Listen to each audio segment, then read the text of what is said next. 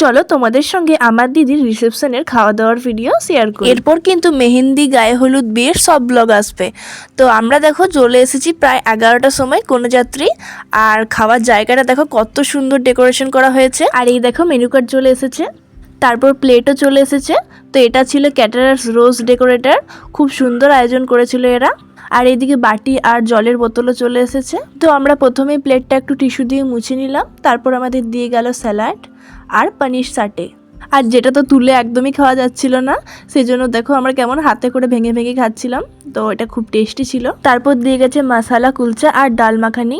এই কুলচাটা এতটা সফট ছিল আর ভেতরের কোটিংটা এত টেস্টি ছিল যে কি বলবো, আমার দারুণ লেগেছে, কিন্তু তাও আমি পুরোটা খেতে পারিনি। তারপর দিয়ে গেছে প্লেন রাইস সাথে ভেটকি পাতুরি, যেটা খেতে এত দারুণ ছিল। আর বাইরে থেকে একটা খুব সুন্দর স্মেল আসছিল, আর ভাতের সঙ্গে খেতে তো দারুণ লাগছিল। তারপর দিয়ে গেছে বাসন্তী পোলাওয়ের সঙ্গে সোস টপার মাটন। সত্যিই সোস টপার এতটা টেস্টি আর এতটা নরম ছিল, মানে বলার বাইরে।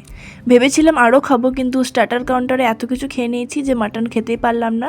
দুটো খেয়েছি আমি। আর স্টার্টারের ব্লগটাও কিন্তু খুব তাড়াতাড়ি আসছে।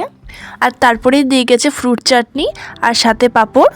আর চাটনিটা কিন্তু খুব ভালো ছিল, কিন্তু আমি আঙ্গুর খাই না, আর আমার পাতে তো সব আঙ্গুরগুলোই পড়েছিল। তারপর দিয়ে গেছে গুড়ের রসগোল্লা আর সাথে ছিল মালাই চমচম। এই মালাই চমচমটা কিন্তু আমার দারুণ লেগেছে খেতে। আমাদের খাওয়া তো এখানেই শেষ। আর তারপর কাউন্টারে তো আইসক্রিম, পান অনেক কিছু ছিল, তো সেটা আমরা খাইনি।